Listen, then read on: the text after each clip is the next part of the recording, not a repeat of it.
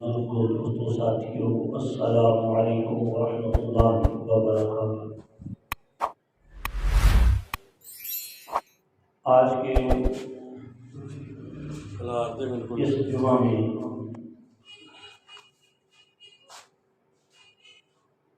حضرت سیدنا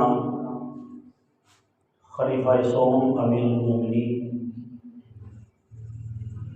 سیدنا عثمان غنی ذوالنورین رضی اللہ تعالیٰ عنہ کے حوالہ سے، کیونکہ 18 ذی الحجہ شریف آج ماشاءاللہ ہو گئی اور 18 ذی الحجہ کو ہی سیدنا عثمان غنی رضی اللہ تعالیٰ عنہ کی شہادت ہے، اور یہ کسی سے چھپی ہوئی بات نہیں ہے کہ حضرت سیدنا عثمان غنی ذوالنورین رضی اللہ تعالیٰ عنہ جیسے امام علی مقام امام حسین رضی اللہ تعالیٰ عنہ اور آپ کے رفقاء کربلا کے اندر کلمہ پڑھنے والوں نے ہی شہید کیا، اور یہاں پر بھی یہی کیفیت تھی کہ اپنے آپ کو مسلمان ہی کہلواتے تھے، کلمہ بھی پڑھتے تھے، اور قریب آقا صلی اللہ علیہ وسلم کے عظیم صحابی اور سرکار کے دوہرے داماد اور اس امت کے جواد و سخی اور اس امت کے جامع القرآن اور ایسے عظیم المرتبت صحابی کو 40 دن تک پانی بند کر کے شہید کر دیا گیا۔ تو یہ ایک بڑی دکھ بھری داستان ہے۔ اسلام کے اوپر شروع سے ہی حملے ہمیشہ اندر سے کروائے گئے، اندر سے ہی لوگ لیے گئے، اور جو متزلزل قسم کے لوگ ہوتے ہیں جن کا ایمان دنیا ہوتی ہے وہ ہر دور میں پائے گئے، اور انہوں نے دین اسلام کو نقصان پہنچایا، اور یہاں پر بھی یہی معاملہ ہوا۔ اور اس سے پہلی جو شہادت تھی سیدنا فاروق اعظم رضی اللہ تعالیٰ عنہ کی، اس کے اندر بھی سیم یہی معاملہ تھا کہ فیروز دولو نے حضرت فاروق اعظم رضی اللہ تعالیٰ عنہ کو شہید کیا تو مسجد کے اندر تشہد کے اندر بیٹھے تھے، یعنی یہ معاملہ تھا۔ اور پھر خلیفہ چہارم کی بات کرتے ہیں تو خلیفہ چہارم کے ساتھ بھی عبد الرحمن ابن ملجم نے جب وہ نماز کے وقت فجر کے ٹائم بھی یہ معاملہ کیا، یعنی ہمیشہ ہی اسلام کو نقصان اپنے اندر کے لوگوں نے پہنچانے کی کوشش کی، جن کا قبلہ کعبہ پیسہ ہوتا ہے، قبلہ کعبہ دنیا ہوتی ہے۔ دنیا کے کتے ہر دور میں میسر آئے جنہوں نے دین کے اوپر نقب زنی کی، دین کے اندر رخنی کرنے کی کوشش کی، اور یہی معاملہ حضرت سیدنا عثمان غنی رضی اللہ تعالیٰ عنہ کو بھی درپیش ہوا، لیکن قدرت میں حضرت عثمان غنی رضی اللہ تعالیٰ عنہ کی طبیعت اتنی حلیم رکھی تھی، آپ اتنے امت کے لیے مشفق اور مہربان تھے کہ لڑائی جھگڑے کو قطعاً پسند نہیں فرماتے تھے، بالکل بھی آپ کو پسند نہیں تھا لڑائی جھگڑا کرنا۔ اور اللہ تبارک و تعالیٰ نے قرآن مجید قرآن شریف کی سورہ فتح شریف کی یہ آخری آیت کے اندر جو الفاظ ذکر فرمائے ہیں، ان کی اگر تفاسیر پڑھتے ہیں ان میں ایک جملہ ہے رحماء بینہم، مولا علی رضی اللہ تعالیٰ عنہ فرماتے ہیں رحماء بینہم، یہ جو الفاظ ہیں کہ مسلمان آپس میں، مومن آپس میں نرم دل ہوتے ہیں، رحم دل ہوتے ہیں۔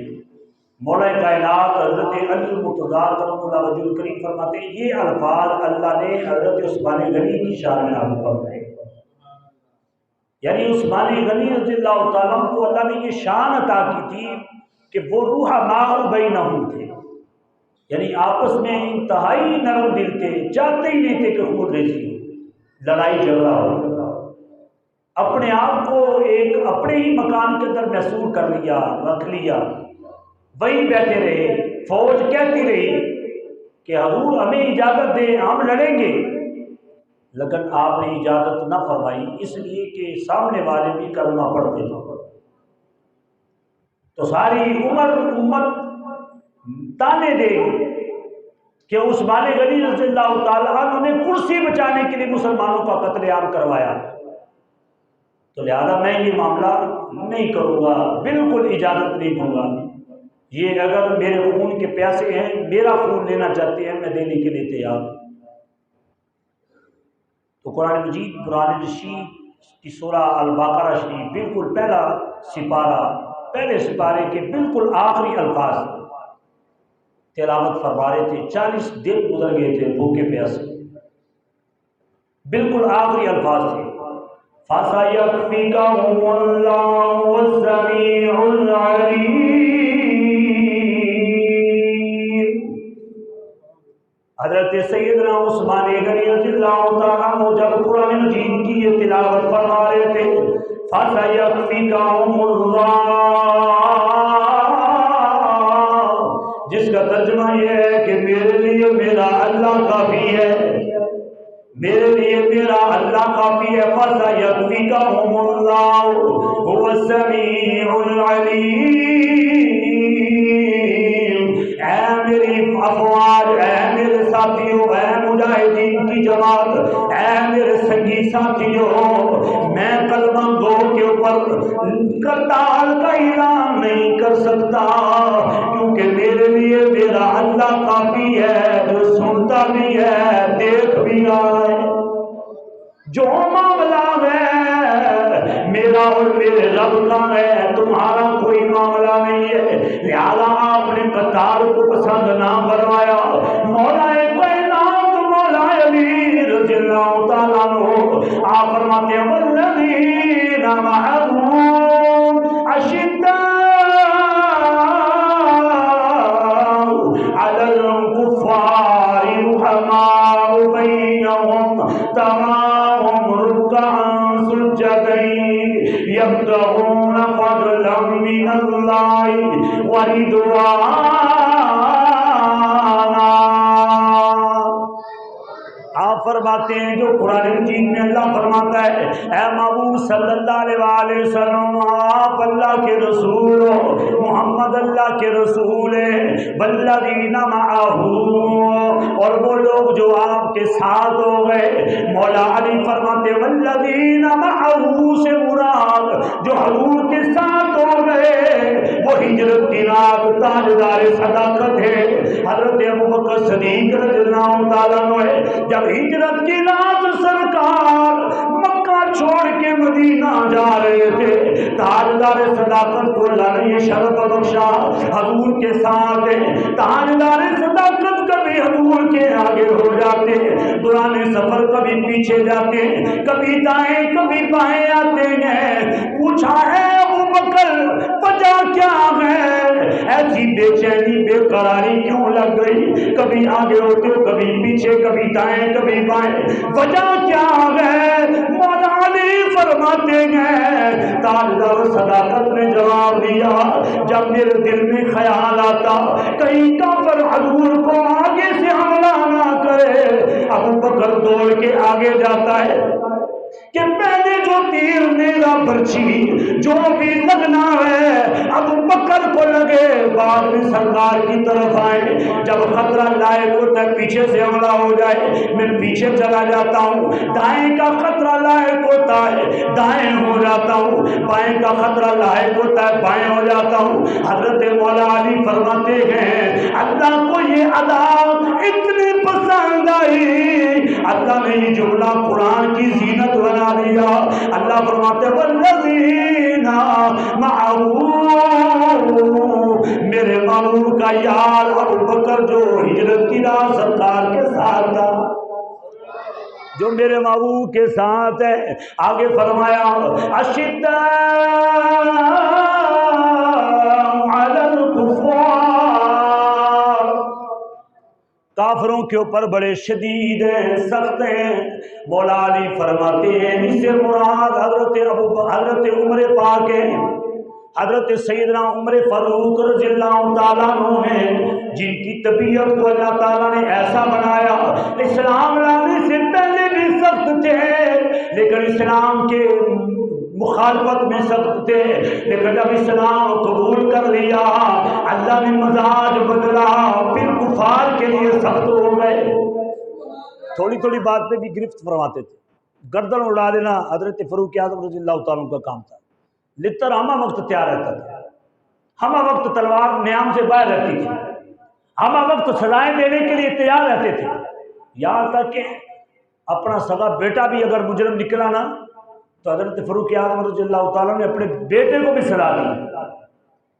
جہاں سرکار نے فرمایا تھا نا میری بیٹی فاطمہ نے بھی اگر چوری کی ہوتی تو میں اپنی بیٹی فاطمہ کا بھی ہاتھ کاٹ دیتا، تو سرکار نے یہ جو ارشاد فرمایا تھا اس کی عملی تفسیر حضرت فاروق اعظم رضی اللہ تعالیٰ عنہ نے کر کے دکھائی۔ اپنے بیٹے کو کوڑے لگائے، اور کوڑے بھی کتنے لگنے تھے؟ 100، پورا 100 کوڑا لگنا تھا۔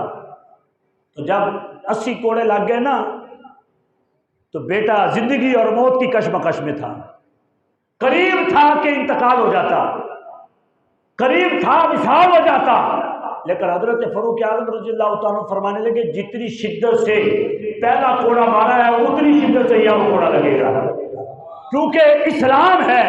جب اللہ نے حکم دے دیا ہے کہ اس کو سزا ہونی ہے تو پھر سزا ہو کے رہے گی۔ کہا حضرت فاروق اعظم کا بیٹا ہی کیوں نہ ہو۔ بیوی نے ہاتھ بھی جوڑے، بیوی نے منتیں بھی کی، کہا نہیں، کل قیامت والے دن فاروق اعظم سے ہی پوچھا جائے گا، اپنا اپنا حساب دینا ہے، اپنے اپنے معاملات ہیں۔ سخت کافروں کے لیے تو یہی وجہ تھی کہ 36 لاکھ مربع میل کی فتوحات حضرت فاروق اعظم رضی اللہ تعالیٰ عنہ کے نے فرمائی۔ مدینہ شریف کے اندر لیتے ہوتے تو کیسر و کسرا کے بادشاہ حضرت فاروق اعظم کا نام سن کے تھر تھر کانپا کرتے تھے۔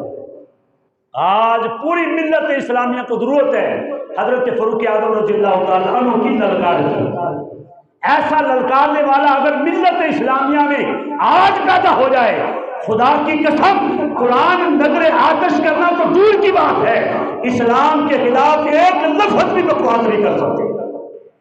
اگر آج بھی حضرت فاروق اعظم کی غیرت ایمانی آج بھی ہمارے حکمرانوں کے اندر آ جائے تو حضرت مولا علی فرماتے ہیں کہ اشداء علی الکفار، اس سے مراد حضرت فاروق اعظم ہے۔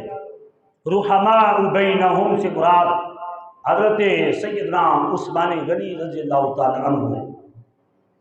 اور فرمایا تراہم رکعا سجدا یبتغون فضلا من اللہ رضوانا، ان الفاظ سے مراد مولا کائنات مشکل کشا حضرت علی المرتضیٰ ہے۔ جسم اتنا سخت تھا کہ آپ کے جسم مبارک کے اندر ایڑی میں نیزہ لگ گیا، نیزہ، اور اندر جب وہ کافی زیادہ چلا گیا، باہر نہیں نکلتا تھا، تکلیف زیادہ ہوتی تھی۔ تو مولا علی رضی اللہ تعالیٰ فرمانے لگے نماز کا وقت ہو گیا ہے، میں نماز پڑھوں گا، نیزہ آسانی سے نکل جائے گا۔ ویسے جسم سخت ہوتا تھا لیکن جب اللہ کی بندگی کرتے، اللہ نے یہی فرمایا تراہم رکعا سجدا یبتغون فضلا من اللہ رضوانا، اللہ نے یہی فرمایا کہ وہ سجدے میں رب کو راضی کرنے والا ہوگا۔ تو حضرت سیدنا علی المرتضیٰ کرم اللہ وجہ الکریم فرمانے لگے نماز پڑھوں گا، نیزہ نکالنا آسان ہو جائے گا۔ نماز میں کھڑے ہوئے تو نیزہ نکال لیا گیا، نہ تکلیف ہوئی نہ خون زیادہ بہا۔ تو یہ انداز ہے کہ اللہ کے محبوب صلی اللہ علیہ وسلم کے یہ جو خلفاء ہیں، یہ جو سرکار کے صحابی ہیں، ان کی شانیں بڑی ہیں۔ اور ان خلفاء کے اندر خلیفہ سوم امیر المومنین حضرت سیدنا عثمان غنی رضی اللہ تعالیٰ عنہ کی ذات گرامی، جن کے اسلام کے اوپر بے شمار احسانات ہیں، بے شمار احسانات۔ آج جو مسجد نبوی شریف ہے، یہ مسجد نبوی شریف کی جگہ حضرت عثمان غنی رضی اللہ تعالیٰ عنہ نے اپنے پلے سے خرید کر اسلام کے نام وقف فرمائی۔ اتنا بڑا احسان ہے۔ کئی کنویں حضرت عثمان غنی رضی اللہ تعالیٰ عنہ نے خرید کر اسلام کے نام کیے۔ کئی جنگوں کے اندر سارا سامان آپ نے سخاوت فرمایا۔ اس لیے آپ کا جو لقب ہے جواد بھی ہے۔ جواد کہتے ہیں بہت زیادہ سخی جواد، اسی لیے آپ کے نام کے ساتھ عثمان غنی لگتا ہے۔ سخاوت سارے صحابہ کرتے تھے۔ حضرت ابوبکر صدیق نے تو سارے گھر کا مال سب کچھ حضور کی قدموں میں ڈھیر فرما دیا، لیکن اس کے باوجود بھی حضرت ابوبکر صدیق کے نام کے ساتھ غنی نہیں لگا۔ غنی والی صفت اللہ تعالیٰ نے حضرت عثمان غنی کو ہی عطا فرمائی، یہ انہی کے خاصہ ہے۔ تو یہ ان کی خصوصیات میں سے ہے۔ بے شمار اولیات ہیں جو حضرت عثمان غنی رضی اللہ تعالیٰ عنہ نے فرمائی، یعنی جو مقدسات ہیں اسلام کے مقدسات کے اوپر حضرت سیدنا عثمان غنی رضی اللہ تعالیٰ عنہ نے بڑا پیرا فرمایا، بڑا پیرا دیا، اور اسلام کے مقدسات کے اوپر بڑا خرچ بھی فرمایا، خرچ بھی کیا، ان کے اوپر پیرا بھی آپ نے جب وہ دیا۔ آپ کے بے شمار اولیات ہیں حضرت سیدنا عثمان غنی رضی اللہ تعالیٰ عنہ کی۔ امام عسکری نے اوائل میں لکھا ہے کہ جگیریں پہلے حضرت عثمان غنی رضی اللہ تعالیٰ عنہ نے مقرر فرمائی۔ جگیریں جو رقبے مقرر ہوتے تھے، اس کے اتنی ایکڑ ہے، اس کی اتنی ایکڑ ہے، تو حضرت عثمان غنی رضی اللہ تعالیٰ عنہ کے یہ اولیات میں ہے۔ چراگاہیں رکھنے کا دستور بھی حضرت عثمان غنی رضی اللہ تعالیٰ عنہ کے دور خلافت میں ہوا۔ چراگاہوں کے لیے، جانوروں کے لیے چرنے کے لیے جگہ باقاعدہ طور پہ چھوڑی جاتی تھی کہ یہاں پر اتنے رقبے میں جب وہ جانور جب وہ چرا کریں گے، چراگاہیں بنائی جائیں تاکہ لوگوں کے لیے مویشی پالنے آسان ہو، قربانی کرنا آسان ہو، دودھ پینا آسان ہو۔ یہ چراگاہیں حضرت سیدنا عثمان غنی کے دور میں ہوئیں، اس سے قبل چراگاہیں نہیں تھیں باقاعدہ سرکاری طور پہ۔ یہ جو آج دیکھتے ہیں نا آپ، دیہاتوں میں دیکھتے ہیں، شہروں میں دیکھتے ہیں، سرکاری زمینیں پڑی ہوتی ہیں۔ یہ سرکاری زمینیں جو پڑی ہوتی ہیں، یہ حضرت عثمان غنی رضی اللہ تعالیٰ عنہ کے دور خلافت سے شروع ہوا۔ جو آج کہتے ہیں سرکاری زمین پڑی ہوئی ہے، وہ حضرت عثمان غنی یہ سرکاری زمین چراگاہوں کے لیے چھوڑتے تھے کہ یہاں پر چراگاہیں بنیں، جانور چریں اور لوگوں کے بچے کھیلیں، اور جو مجاہدین ہیں وہاں پہ آ کے جہاد کی مشقیں کریں۔ یہ اس لیے وہ سرکاری زمینیں جو تھی وہ الاٹ کی گئی اور علیحدہ تھے، ان کو چھوڑا گیا، اور آج بھی وہ زمینیں موجود ہیں۔ یہ ایک الگ دکھ ہے، یہ ایک الگ داستان ہے کہ جگیردار لوگوں نے وہ الگ کر لی، سیاستدانوں نے اپنے پلازے بنا لیے، اپنی کالونیاں ان کے اوپر بنا لی، یہ ایک الگ معاملہ ہے۔ لیکن سیدنا عثمان غنی نے چھڑوائیں، اور آج تک وہ ہمارے ساتھ ساتھ چلی آ رہی ہیں، اور آگے پھر ہماری یہ بدبختی ہے، ہمیں یہ بدنصیبی ہے، ہمیں وہ ملتی نہیں۔ تکبیر میں سب سے پہلے آپ نے اپنی آواز کو پست کیا، تکبیر کے اندر اپنی آواز کو پست فرمایا تکبیر پڑھتے ہوئے، اور لوگوں سے سب سے پہلے آپ نے ہی مسجد کی لپائی کروائی۔ مسجد کا لیپ نہیں ہوتا تھا، تو حضرت عثمان غنی رضی اللہ تعالیٰ عنہ نے لپائی بھی کروائی۔ یہ جو مسجد کے اندر سیلنگ ہوئی ہے، سیلنگ تو مسجد نبوی شریف کے اندر سب سے پہلے سیلنگ حضرت عثمان غنی نے کروائی تھی، ساگوان کی لکڑی سے، جو بہار سے وہ مہنگی ہوتی ہے ساگوان کی لکڑی، تو لکڑی کی سیلنگ حضرت عثمان غنی رضی اللہ تعالیٰ نے مسجد نبوی شریف کی چھت کے نیچے کروائی، جو بڑی خوبصورت، بڑی پائیدار تھی۔ پھر آگے رفتہ رفتہ مسجد نبوی شریف کا سین بھی، حال بھی، اس کو زمینیں مزید خرید کر اس کو وسیع کر دیا گیا۔ تو وہاں پر سب سے پہلے حضرت عثمان غنی نے یہ معاملہ کیا۔ پھر حضرت عثمان غنی رضی اللہ تعالیٰ نے مؤذن جو تھے باقاعدہ طور پہ مؤذنوں کے کھڑے ہونے کی جگہ کو مقرر فرمایا کہ یہاں پر مؤذن جو ہے وہ اب جیسے ہم نے ایک علیحدہ چھوٹا سا کمرہ بنایا ہے کہ یہاں پر مؤذن اذان پڑھا کریں گے، تو حضرت عثمان غنی رضی اللہ تعالیٰ نے مؤذنوں کے لیے علیحدہ چبوترے بنائے، کیونکہ اس وقت لاؤڈ سپیکر نہ تھے، تو اونچی جگہ پہ چبوترا بنا کر کہ وہاں پہ کھڑا ہو، ایسی جگہ پہ کھڑا ہو بندہ کہ جہاں پہ پورے محلے میں پورے گاؤں میں جب وہ قریب قریب کے لوگوں کو اذان کی آواز سن جائے۔ تو یہ حضرت عثمان غنی رضی اللہ تعالیٰ نے سب سے پہلے فرمایا۔ پھر مؤذنوں کی تنخواہیں مقرر فرمائیں، کیونکہ آپ کے دور خلافت کے اندر مؤذن دیر سویر کرنے لگ گئے تھے، اذان میں تاخیر ہونے لگ گئی تھی، دیر سویر ہونے لگ گئی تھی۔ اگر پوچھا جاتا تو وہ جواب دیتے کہ حضور ہم نے اپنے گھر کے بھی کام کرنے ہوتے ہیں، آپ نے بچوں کے لیے محنت مزدوری بھی کرنی ہوتی ہے تاکہ بچے پل سکیں۔ تو حضرت عثمان غنی رضی اللہ تعالیٰ نے پھر سوچا کہ اگر یہ معاملہ چلتا رہا تو پھر اذان تو مقررہ وقت پہ نہیں ہوگی، اور قرآن کا حکم ہے کہ اذان مقررہ وقت پہ ہونی چاہیے، نماز مقررہ وقت پہ ہونی چاہیے، اور سرکار نے فرمایا ہے کہ مؤذن میری امت کے امین ہے، اور قیامت کے دن جو وقت مقررہ کے اوپر اذان پڑھنے والا بندہ ہے، اللہ تعالیٰ اپنی قدرت کاملہ سے اس بندے کی گردن آپ لوگوں سے اونچی فرما دے گا۔ یہ نہیں کہ گردن جسمانی طور پہ اونچی ہو جائے گی، ایسا نہیں ہوگا۔ اگر جسمانی طور پہ گردن اونچی ہو جائے، صرف گردن داڑھ اترا ہی رہے، گردن اونچی ہو جائے، بندہ تو کوجا لگے گا، اور جو اللہ کا نام لینے والا بندہ ہے حشر کے دن کوجا لگے، اللہ کی غیرت کو گوارے نہیں۔ اس سے مراد یہ ہے کہ اللہ تبارک و تعالیٰ اس کو وجاہت اتنی دے گا، اور لاکھوں لوگوں کے درمیان بھی کھڑا ہوگا پھر بھی اس کی گردن اونچی ہی نظر آئے گی۔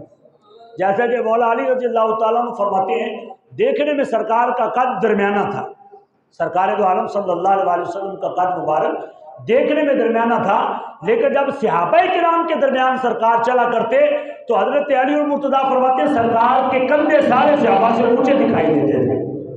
یہ اللہ تعالیٰ نے سرکار کو وجاہت عطا فرمائی تھی۔ تو ایسے ہی اللہ تعالیٰ مؤذنین کو وجاہت دے گا، صرف گردن لمبی نہیں دے گا، وجاہت عطا کرے گا، روب اتنا عطا کرے گا کہ لاکھوں لوگوں کے اندر کھڑے ہوئے بھی مؤذنین دکھائی دیں گے۔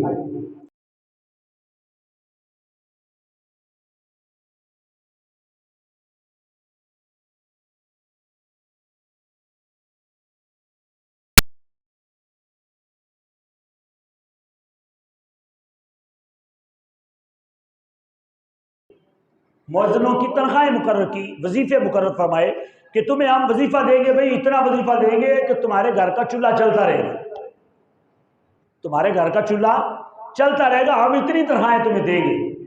مؤذنین کو حضرت عثمان غنی نے اتنی تنخواہیں دی کہ گھر کے سرکل چلتے رہے۔ تو آج مسجد کے امام کو، مسجد کے خطیب کو اتنی تنخواہ نہیں ملتی کہ اس کے گھر کا سرکل چل جائے، اس کے لیے بھی اتنی تنخواہ نہیں ہوتی۔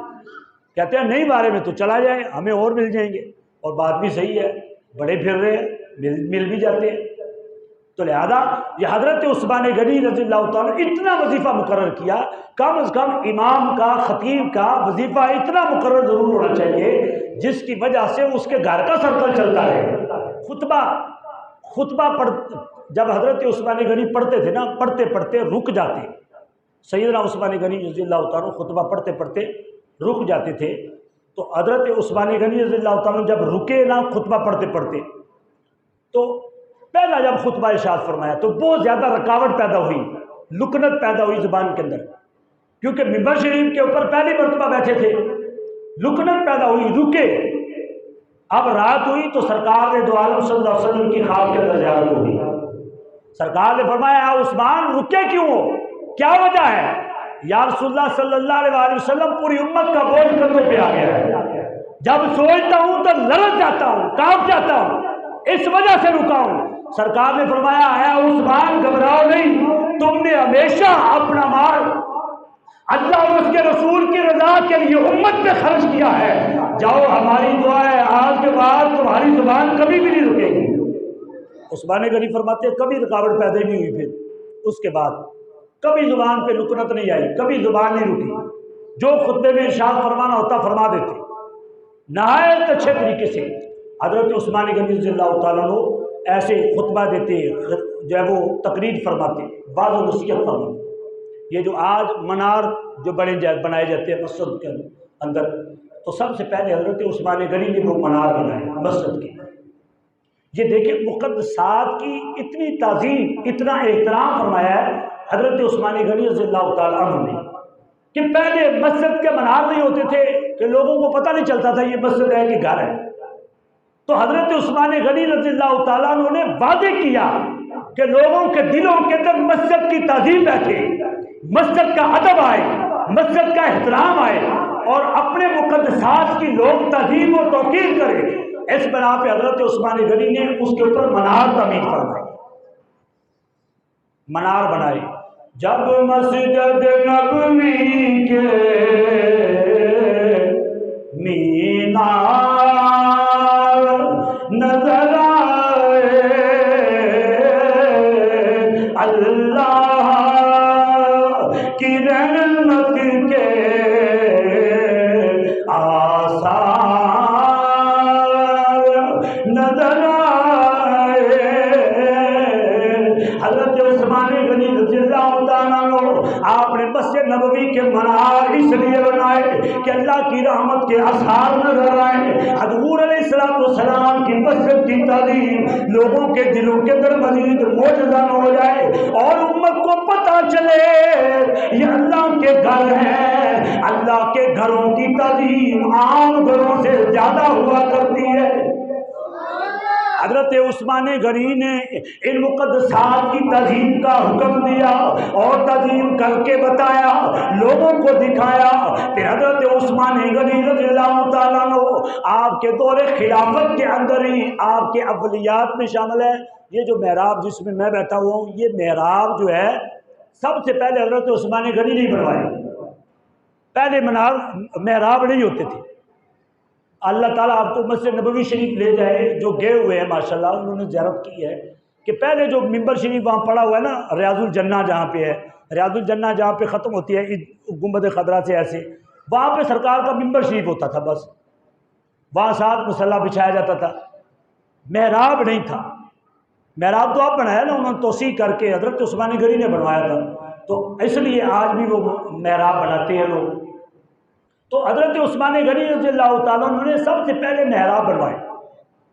پہلے مسجد کے اندر ہی امام اگلی صاحب میں کھڑا ہو جاتا، پیچھے سارے مقتدی کھڑے ہو جاتے. تو جب حضرت عثمان غنی نے دیکھا کہ ایک بندہ ایک امام کھڑا کیا جاتا ہے، پوری صف میں ایک امام ہی کھڑا ہو جاتا ہے، وہ جگہ کا ضیاع ہوتا ہے، جگہ ضائع ہو جاتی ہے. مثلا اگر میں یہاں پہ پچھلی صف میں مصلی بچھا لوں جمعہ شریف کی نماز کے لیے، تو پھر سارے لوگ پیچھے کھڑے ہوں گے نا، آگے تو صرف امام ہی ہوگا اگلی صف کے اندر. دیکھا کہ جگہ کا ضیاع ہو رہا ہے تو حضرت عثمان غنی رضی اللہ تعالیٰ عنہ نے پھر محراب بنایا کہ محراب بن جائے جہاں پہ امام کھڑا ہو کے جب وہ خطبہ بھی دیا کرے وہاں پہ نماز بھی پڑھایا کرے. اور آج جو محراب کے اندر جو زیب و زینت کی جاتی ہے، ڈیکوریشن کی جاتی ہے، محراب کو خوبصورت کیا جاتا ہے، تو سب سے پہلے حضرت عثمان غنی رضی اللہ تعالیٰ عنہ نے لکڑی اس کے کام کے ساتھ محراب کی ڈیکوریشن فرمائی تھی، محراب کو خوبصورت بنایا تھا. ساری مسجد سے محراب مہنگا ہوتا ہے، ساری مسجد سے محراب خوبصورت بنایا جاتا ہے، اس وجہ سے کہ حضرت عثمان غنی نے مہنگا ہی بنایا تھا. تو یہ حضرت عثمان غنی رضی اللہ تعالیٰ نے اپنے مقدسات کی تعظیم کا حکم دیا اور یہ ایسا کرنے کا حکم دیا. اور سب سے پہلے حضرت عثمان غنی رضی اللہ تعالیٰ عنہ کے دور خلافت کے اندر ہی سرکار کے گنبد خضرا کے اوپر لینٹر پڑا تھا، یعنی چھت ڈالی گئی. حضرت عثمان غنی رضی اللہ تعالیٰ کی خلافت سے پہلے سرکار کے روضہ مبارک پہ چھت نہیں تھی. ایسے ہی سرکار کی قبر منورہ اور حضرت ابوبکر صدیق، حضرت فاروق اعظم رضی اللہ تعالیٰ کی ایسے ہی قبریں تھیں. تو حضرت عثمان غنی رضی اللہ تعالیٰ نے گنبد ٹائپ جو ہے بس اس کے اوپر چھت ڈلوائی. تو یہ سب سے پہلے حضرت عثمان غنی رضی اللہ تعالیٰ عنہ کے یہ اولیات میں شامل ہے. اور اس کے ساتھ ساتھ بڑی جو سب سے بڑی بات جو امت کے اوپر سب سے بڑا احسان حضرت سیدنا عثمان غنی رضی اللہ تعالیٰ عنہ نے فرمایا، آپ نے قرآن شریف کو جمع فرمایا. قرآن مجید جمع نہیں تھا، جمع شدہ قرآن پاک نہیں تھا. کوئی اونٹوں کی ہڈیوں پہ لکھا ہوا تھا، کئی کھجور کے درختوں پتوں کے اوپر لکھا ہوا تھا، پتھروں کے اوپر کچھ آیتیں لکھی ہوئی تھی. ایسے کر کے قرآن پاک جو تھا جگہ جگہ پہ بکھرا ہوا تھا، علیحدہ علیحدہ جب وہ قرآن مجید موجود تھا، لیکن ایک جگہ پہ ایک کتابی شکل کے اندر قرآن مجید موجود نہ تھا. تو حضرت سیدنا عثمان غنی رضی اللہ تعالیٰ عنہ نے یہ حضرت ابوبکر صدیق، حضرت عمر فاروق رضی اللہ تعالیٰ عنہ کے ظاہری حیات مبارکہ کے اندر ہی آپ نے جامع القرآن ہونے کا لقب پا لیا تھا۔ یہ ان کے ہوتے ہوئے حضرت عمر فاروق، حضرت ابوبکر صدیق رضی اللہ تعالیٰ عنہ کے ہوتے ہوئے جب رائے پیش فرمائی نا، حضرت عثمان غنی نے رائے پیش کی حضرت ابوبکر صدیق کو کہ میری رائے یہ ہے کہ قرآن مجید کو ایک جلد کے اندر جو ہے وہ چھپوا دیا جائے، ایک جلد کے اندر بند کر دیا جائے تاکہ امت کو پڑھنا آسان ہو جائے، اور یہ اس کے جو نسخے، اس کے جو سپارے، اس کی جو آیتیں بکھری ہوئی ہیں، کہیں ایسا نہ ہو کہ ایسا وقت آئے خدا نہ خواستہ کوئی آندھی آ جائے، کوئی طوفان آ جائے، کوئی سیلاب ایسا آ جائے کہ سب کچھ بہا کے لے جائے اور پھر امت میں سے یہ قرآن مجید غائب ہو جائے۔ تو حضرت عثمان غنی نے جب یہ تجویز پیش کی تو حضرت ابوبکر صدیق رضی اللہ تعالیٰ کہنے لگے، اے عثمان، میں وہ کام نہیں کر سکتا جو کام ہمارے آقا صلی اللہ علیہ وسلم نے نہیں فرمایا، میں وہ کام کیسے کر دوں؟ آج لوگ کہتے ہیں کل بدعت ضلالہ، ہر بدعت گمراہی ہے اور گمراہی بندے کو جہنم میں لے جاتی ہے۔ تو عثمان غنی کو جب یہ جواب کون دے رہا ہے؟ تاجدار صداقت حضرت ابوبکر صدیق رضی اللہ تعالیٰ، اے عثمان، میں یہ عمل نہیں کر سکتا، وہ کام میں نہیں کر سکتا جو کام سرکار نے نہیں فرمایا۔ سرکار چاہتے تو اپنی حیات مبارکہ کے اندر ظاہری حیات میں جمع فرما جاتے، میں یہ عمل نہیں کر سکتا۔ عثمان غنی نے مطمئن کرنے کے لیے ایک ہی جملہ بولا، حضرت ابوبکر صدیق رضی اللہ تعالیٰ فوراً 100% مطمئن ہو گئے۔ حضرت عثمان غنی نے جملہ بولا، آپ نے ارشاد فرمایا، اے ابو بکر، ہے تو یہ بدعت، یہ لفظ موجود ہے حدیث پاک کے اندر، ہے تو یہ بدعت، نیا کام ہے کیونکہ سرکار نے نہیں کیا، ہے تو یہ بدعت لیکن بڑی اچھی بدعت ہے، امت کا فائدہ بڑا ہے اس میں۔ حضرت ابوبکر صدیق رضی اللہ تعالیٰ فوراً تیار ہو گئے، فوراً راضی ہو گئے، مشورہ دیا کہ حضرت عمر فاروق سے بھی مشورہ کر لیا جائے۔ تو فاروق اعظم رضی اللہ تعالیٰ وہی جملے بولے جو حضرت ابوبکر صدیق نے ارشاد فرمائے کہ وہ عمل کیوں کرنا چاہتے جو سرکار نے نہیں کیا۔ اب حضرت عثمان غنی چپ رہے، اب حضرت ابوبکر صدیق رضی اللہ تعالیٰ نے گفتگو فرمائی اور فرمایا، اے عمر، بدعت ہے لیکن بڑا اچھا عمل ہے، امت کا فائدہ ہو جائے گا، امت کا فائدہ ہو جائے گا۔ تو پھر حضرت عثمان غنی رضی اللہ تعالیٰ نے پورا خرچ فرمایا، اس کے اوپر خرچہ کیا، قربان جائیں ایسے مال پہ جو قرآن کی جب زینت کے لیے، قرآن کی عظمت کے لیے، قرآن کو ایک جگہ جمع کرنے کے لیے جو پیسہ خرچ ہو رہا ہے، قرآن کی عظمت کو اجاگر کرنے کے لیے جو پیسہ خرچ ہوا، سب سے پہلے جو پیسہ قرآن کو جمع کرنے کے لیے، کتابی شکل میں لانے کے لیے جس شخص نے پیسہ خرچ کیا ہے اس کا نام حضرت عثمان غنی رضی اللہ تعالیٰ عنہ کی ذات مبارکہ۔ قرآن کو جمع کرنے والے حضرت ابوبکر صدیق، حضرت عثمان غنی ہیں، اور خرچ بھی آپ نے فرمایا، اس لیے آپ کا لقب ہے جامع القرآن، قرآن کو جمع فرمانے والے، قرآن کو کتابی شکل میں لانے والے۔ یعنی صحابہ کرام نے اتنی محنت فرمائی، آج کروڑوں مسلمانوں کے سینوں کے اندر قرآن موجود ہے، اور کروڑوں حفاظ، کروڑوں شیخ الحدیث اس کائنات کے اندر موجود ہیں، کروڑوں فقہائے کرام اس کائنات میں موجود ہیں، اور 2 ارب سے زائد مسلمان اس دھرتی پہ بستے ہیں۔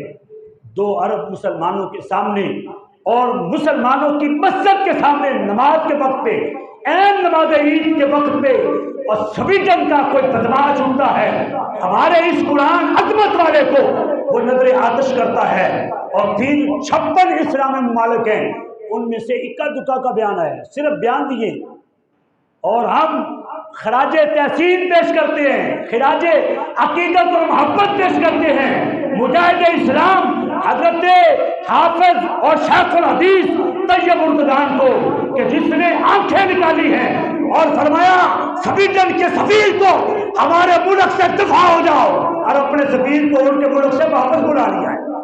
ہم ایسے صدر کو سلام عقیدت پیش کرتے ہیں اور مطالبہ کرتے ہیں اپنے صدر صاحب سے بھی اور اپنے وزیر اعظم سے بھی، اپنی پوری حکمران بازی سے ہمارا مطالبہ ہے فی الفور سبھی جن کے سفیر کو جوتے مار کر پاکستان سے نکالا جائے اور اپنے سفیر کو باعزت طریقے سے سفیر سے بلا لیا جائے۔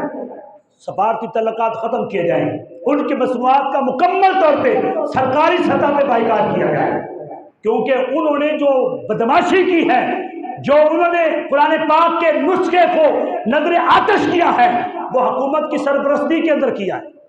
حکومت کی باقاعدہ طور پہ سرپرستی تھی، حکومت کا باقاعدہ طور پہ ان کو حجر تھا، اور پولیس اس کا محاصرہ کیے ہوئے تھی کہ کوئی مسلمان اس کو نقصان نہ پہنچائے۔ لہذا سرکاری سطح پہ انہوں نے یہ بدماشی کی ہے، اور ہماری طرف سے بھی سرکاری سطح پہ ہی ان کو جواب دینا چاہیے۔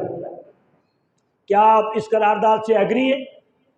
ہاتھ اٹھا کے کہیے ایسا ہونا چاہیے، ایسا ہونا چاہیے نا۔ ہاں، تو یہ جو قرارداد ہے، یہ جو مذمتی بیان ہے، یہ جو دکھ ہے، یہ جو رونا دھونا ہے، یہ ہمارا حق ہے، کیونکہ ہماری تو بات ہے سچ بھی نہیں سنتا۔ آپ بھگوان پورے چلے جائیں، ہماری بات تو وہ تھانے کا منشی بھی نہیں سنتا۔ یہ ہمارا حق ہے، ہم روئیں، ہمارا حق ہے، ہم احتجاج کریں۔ شہباز شریف صاحب، آپ کا یہ قطعاً حق نہیں تھا کہ آپ آج جمعے کے دن اعلان کرتے کہ ہم احتجاجی طور پر جمعہ آج قرآن پاک کی عظمت کے لیے منائیں گے، بلکہ خدا کی قسم آپ کا حق یہ بنتا تھا کہ جمعہ آنے والا ہے، جمعہ شریف آنے سے پہلے سویڈن کے سفیر کو یہاں سے دفع ہو جانا چاہیے اور اپنے سفیر کو پھر فور بلا لینا چاہیے تھا۔ آپ کو مذمت نہیں کرنی چاہیے تھی، آپ کو تو سویڈن کی مرمت کرنی چاہیے تھی۔ اور فوجیں اور سپاہی مذمتوں کے لیے ہوتے ہیں۔ جلا ہاؤس کے اوپر حملہ ہوا، پتہ نہیں کس نے کیا، کس نے کروایا، ہمیں اس سے کوئی لینا دینا نہیں۔ ان کی ساری غیرت جو ہے وہ حرکت میں آ گئی کہ اس نے فوج کے ساتھ ایسے کر دیا ہے، حکمرانوں کے ساتھ ایسے کر دیا ہے، اور پھر فور کریک ڈاؤن ہوا، بے گناہوں کو بھی اٹھایا، گناہگاروں کو بھی اٹھایا۔ قرآن پاک کے بارے میں تمہارے بہتری بھی غیرت نہیں ہے کہ تم قرآن پاک کے نسخے کو نظر آتش کر دیا گیا، تم نے بالکل بھی ذرا سا بھی ایکشن نہیں لیا، بلکہ الٹا ان کو تھوڑی سی وارننگ دے رہے ہیں۔ آج کے اخبار میں وارننگ دی ہے کہ آئندہ تم نے ایسا کیا ہم ایکشن لیں گے۔ اور ان کے سفیر نے کیا جملے بولے ہیں؟ انہوں نے کہا جی ہم بھی سوچ رہے ہیں، آج کے دنیا نیوز کے فرنٹ پیج کے اوپر یہ خبر لگی ہوئی ہے، وہ کہہ رہے ہیں کہ سویڈن والے سفیر نے کہا ہم سوچ رہے ہیں کہ اس کو ہم غیر قانونی قرار دیں، یہ جو عمل ہمارے بدماش نے کیا ہے ہم اس کو غیر قانونی قرار دیں۔ ہم نے کہا غیر قانونی قرار نہ دو، قرآن مجید کو جلانے والے کے بارے میں سخت ایکشن لیا جائے، اس کے بارے میں کہا جائے کہ اس نے دہشت گردی کی ہے، اس کے اوپر دہشت گردی کی FIR ہونی چاہیے، دہشت گردی کا اس کے اوپر پرچہ ہونا چاہیے۔ جو دہشت گردوں کے ساتھ سلوک ہوتا ہے اس سویڈن کے بدماش کے ساتھ وہی سلوک ہونا چاہیے۔ تو لہذا صرف خیال نہیں کہ ہم سوچ رہے ہیں، وہ کہتے ہیں ہم سوچ رہے ہیں، ان کو پتہ ہے کہ مسلمان تو سوئے ہوئے ہیں، انہوں نے کر کیا لینا ہے، مولوی چار نکلیں گے جمعے والے دن، پھر لوگ بیٹھ جائیں گے رولا ڈال کے۔ تو لہذا اس بارے میں بھی ہم نے جو ہے ایکٹیو ہونا ہے۔ سوشل میڈیا تقریباً ہر کوئی استعمال کرتا ہے، سوشل میڈیا پہ آپ جو ہے وہ مبلغ بن جائیں قرآن مجید کے کہ پرزور مذمت کریں اور سفیر کو نکالنے کا مطالبہ کریں، اپنے سفیر کو وطن بلانے کا مطالبہ کریں اپنی حکومت سے۔ اور پھر آپ کے اس مشاعرہ روڈ کے غیور علماء کرام نے اور غیور عوام نے جو ہے وہ آج جمعۃ المبارک کے فوراً بعد ایک ریلی کا اہتمام کیا ہے، جو یہاں سے آپ کی مسجد سے نکل کر ٹینکی والے گراؤنڈ تک جا کے اپنا ریکارڈ جو ہے وہ احتجاج ریکارڈ کروائیں گے۔ سارے دوستوں کو دعوت دی جاتی ہے کہ اس ریلی کے اندر ضرور شرکت فرمائیں، عظمت قرآن کے لیے، قرآن کی بقا کے لیے، قرآن کی عظمت کے لیے، قرآن کی رفت کے لیے آپ دوست عوام نے چند منٹ آپ نے دینے ہیں۔ ہو سکتا ہے ہمارے یہ چند منٹ، چند قدم ہم چلیں، اللہ تبارک و تعالیٰ ان قدموں کی برکت سے ہماری قیامت والی بخشش فرما دیں۔ جمعہ شریف کے بعد جائیں گے نا انشاءاللہ بھرپور طریقے سے ہم اس ریلی کے اندر شرکت فرمائیں گے۔ وما علینا الا البلاغ المبین۔